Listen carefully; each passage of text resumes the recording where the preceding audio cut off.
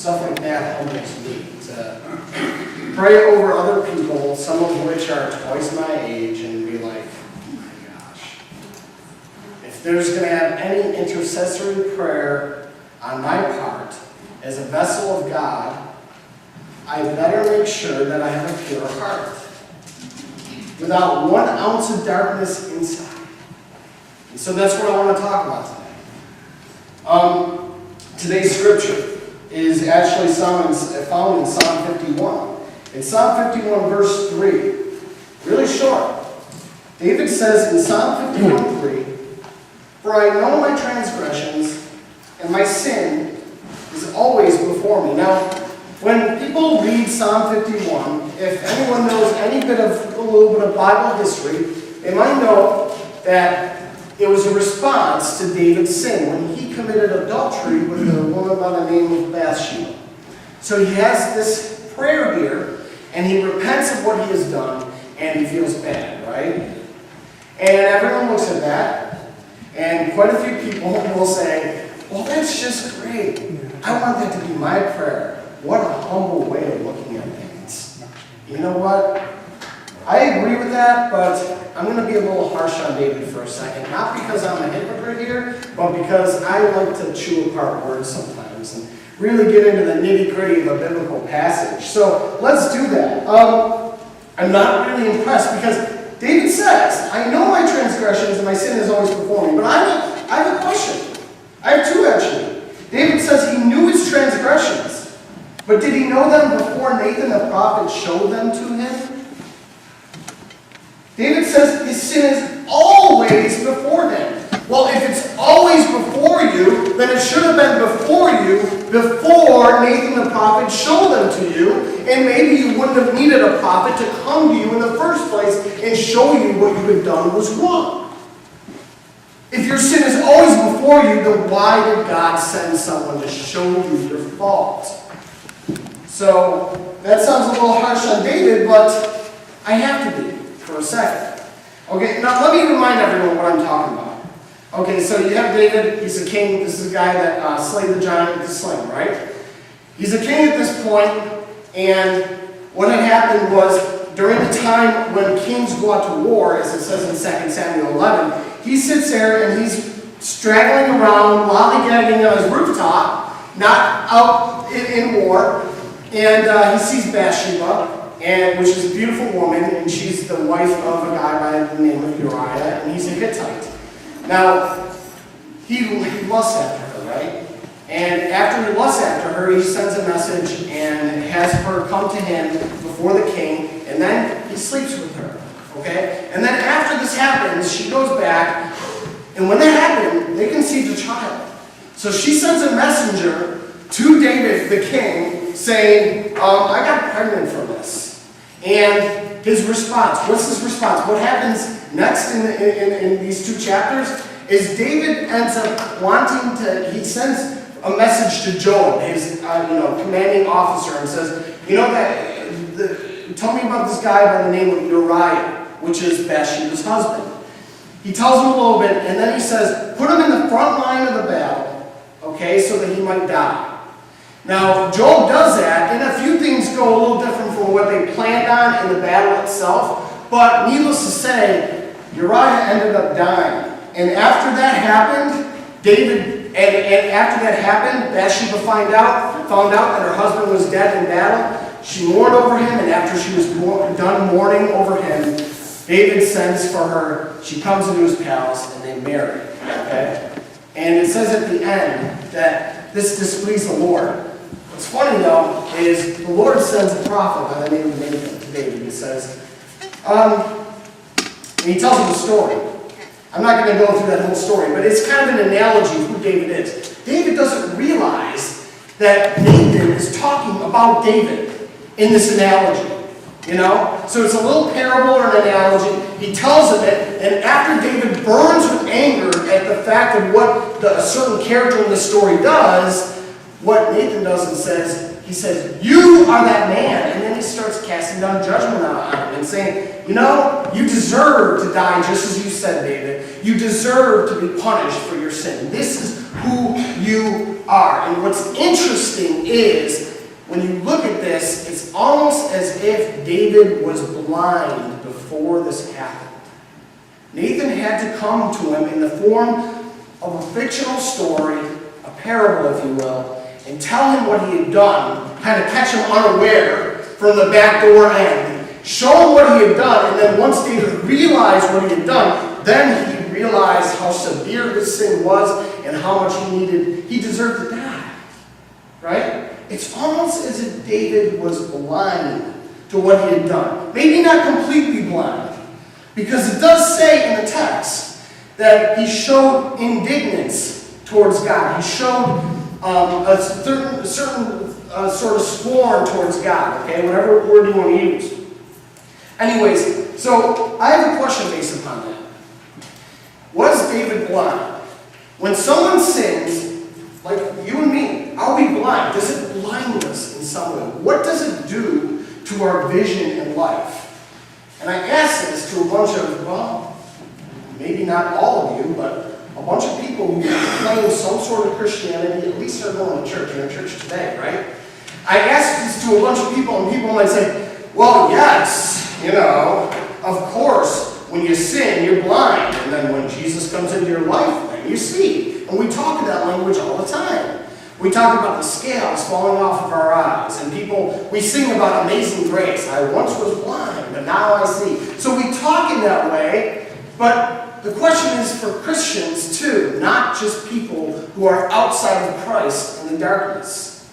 What does sin do to us even after we become a person of God or a child of God? And that's the scary part. That's a question every Christian needs to ask. John Wesley, the founder of Methodism himself, dealt with the issue of sin quite a lot after you could become a Christian, and we need to take that seriously. So let's talk about that issue today. The question of how blind we are, if at all, during or after committing a sin, might actually shed light a little bit on why David needed a prophet sent to him, and what might happen to us, and what might God do, what he might do to get us back into a right relationship with him if we have one speck of darkness within our heart. Okay? So, let's deal with that question. Sin, right? There's sin, and there's blindness. Let's deal with that connection. There's a few things in the New Testament I want to deal with that'll help us answer that question. First, there's Matthew chapter 11. In Matthew 11, verse 2, it says, when John, as John the Baptist, was in prison and heard about the deeds of Jesus, he sent his disciples to ask him, are you the one who is to come? Or should we expect someone else? Jesus replies, go back and report to John what you hear and see. And the first words that come out of his mouth are, the blind receive sight. Now, he was going around literally physically healing people who were literally physically blind. He was spitting in the mud at one point and putting the mud on a guy's eyes. The guy was healed. He was literally healing the blind. But what's interesting is, when Jesus said that and sent the message to John the Baptist, he was quoting Psalm 61. And when he quoted Psalm 61, what's interesting about that is if you read any part of Psalm 61, you realize there's a whole other kind of blindness that we're talking about, and it's not just for the literal physical eyes. Okay? There's a deeper form of blindness that we're talking about. Now someone will say, well, Nick, that's great, but those are for people who need to hear the gospel. That is, those are for people who aren't yet Christians. Here's something scary though. Let me talk about a passage that is for Christians. You ever read Revelation chapter 3? In Revelation chapter 3, there's a church by the name of Laodicea. In verse 17, this is what Jesus says to the church at Laodicea. You say I am rich, I have acquired wealth and don't need a thing. But you don't realize that you are wretched, pitiful, poor, blind, and naked. Now I'm going to let you know that the whole church did not become like Stevie Wonder or Ray Charles. This is a whole other kind of blindness we're talking about. It's a whole other kind of nakedness or vulnerability that we're talking about. Okay?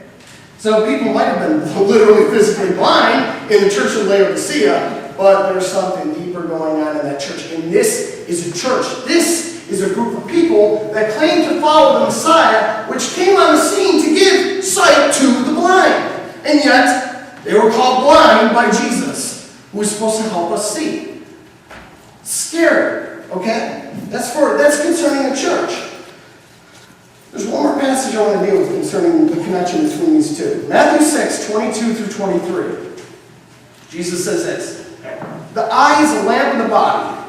If your eyes are healthy, your whole body will be full of light. But if your eyes are unhealthy, your whole body will be full of darkness. Now, there are two things that he mentions. One, he mentions light.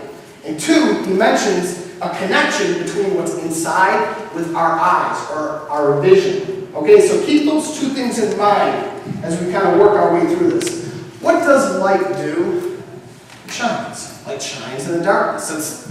That's a wording that the Gospel of John uses to refer to Jesus. Light shines in the darkness, right? If your power goes out during a thunderstorm at night, and you want to go to the fuse box to turn the power back on, where do you go to be able to see through the dark? You go to the cupboard and you get a flashlight, right? In order for you to use your eyes, you need the light to use your eyes so that you can see in the darkness and not trip over stuff. That makes perfect sense. Light shines in the darkness. What about a microscope? Anyone ever use a microscope in science in 6th grade?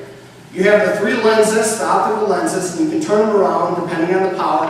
What else do you have? You turn on a light switch to be able to see better what's in that little slot, right? You need light to be able to see, to use your vision. Light is essential for that, right? And that's on a physical level, but that's also on a spiritual level.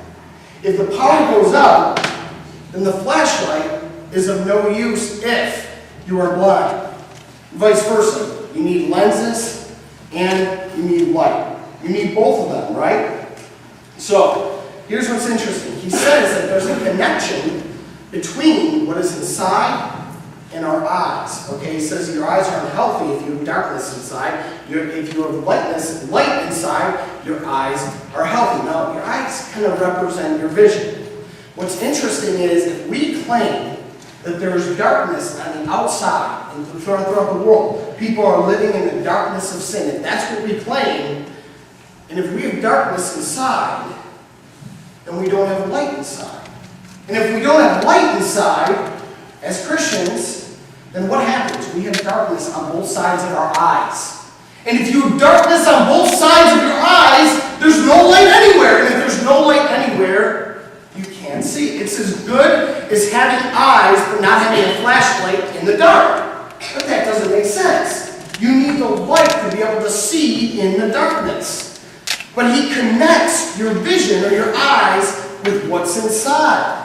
He does the same thing with your mouth.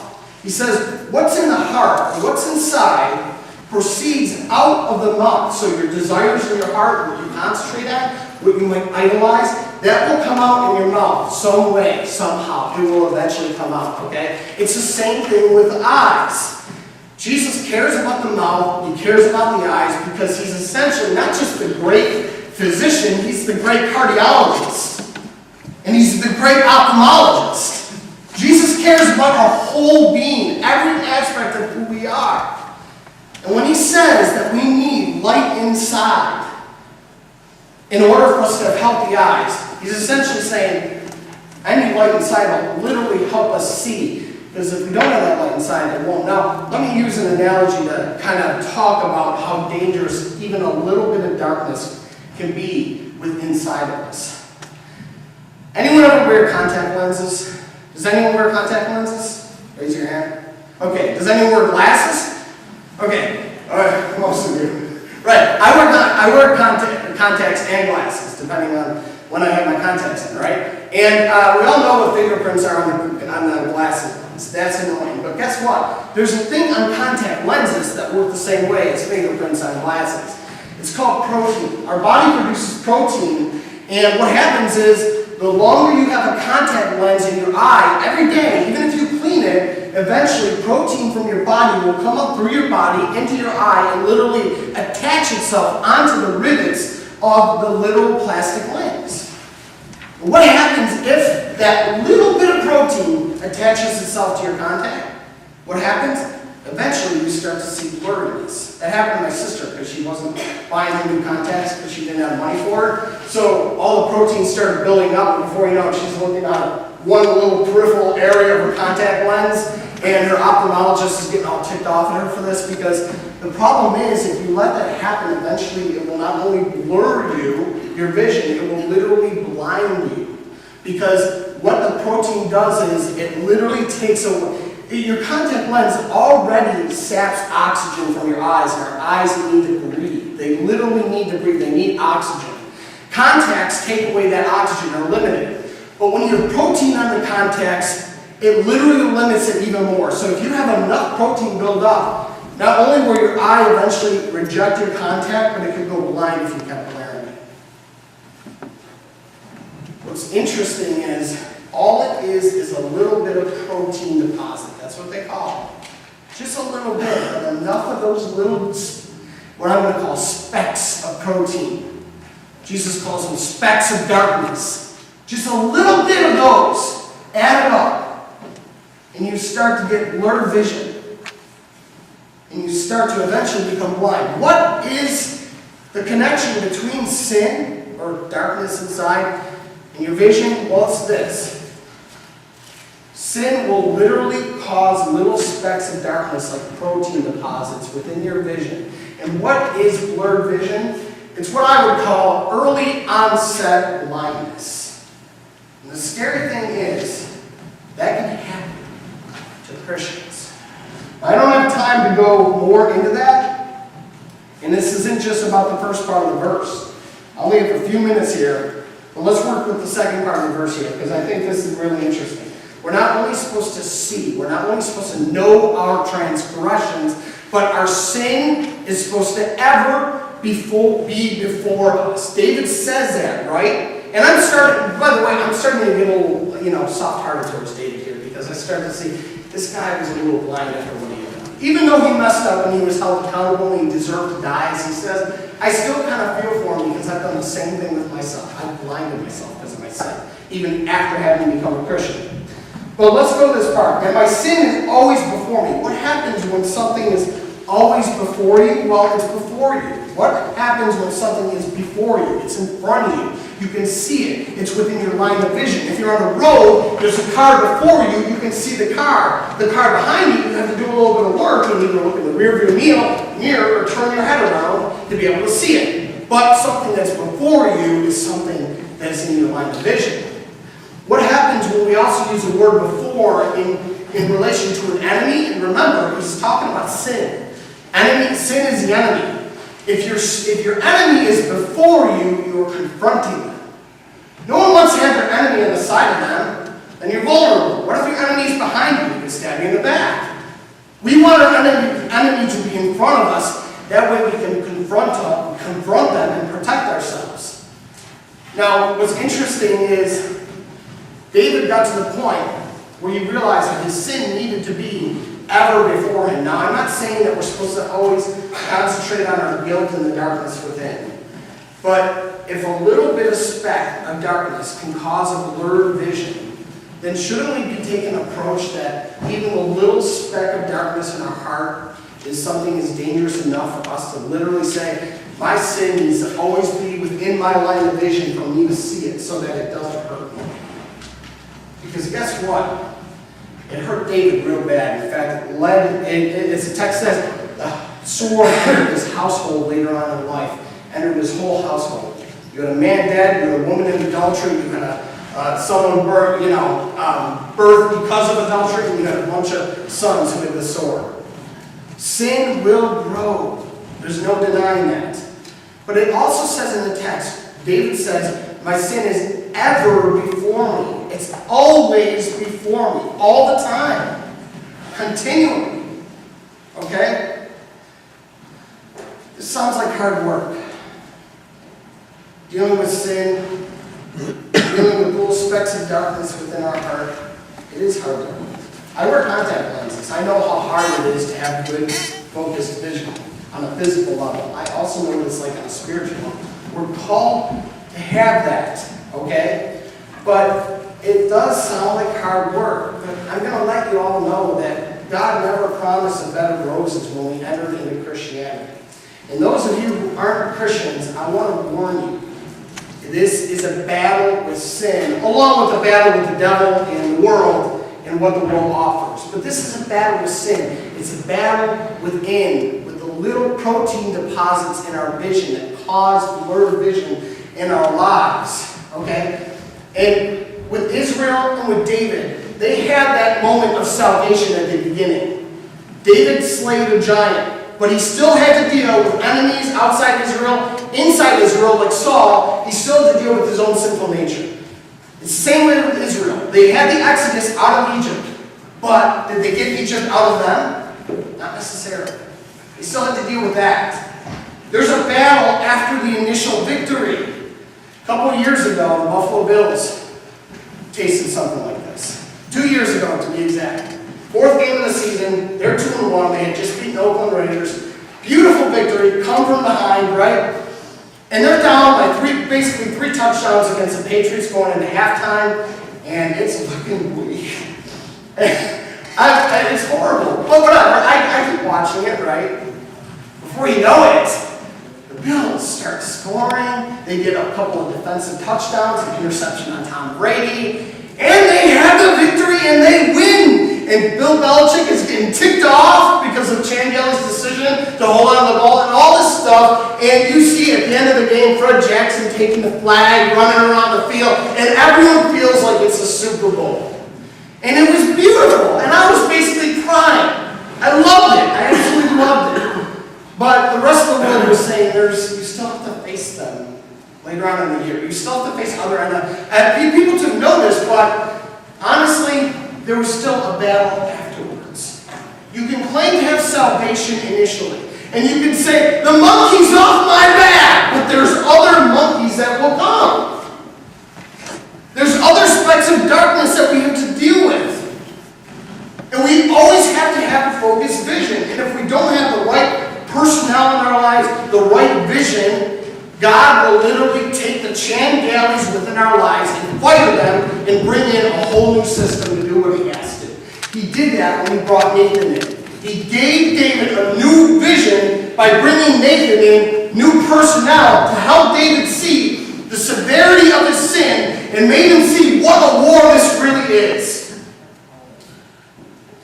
We can claim the monkey is off our back, but trust me, there will be other monkeys, there will be other NFL teams, there will be other contacts that we need to buy. God's process of salvation is just that. It's a process, it's a war, an ongoing thing, an everyday thing. The Bills didn't stop playing when they beat the Patriots 2 years ago. They're still playing. And the monkey's back on their back again right now because they lost last week. Oh, come on. But you know what? Whatever. That may happen to us. The monkey was on David's back.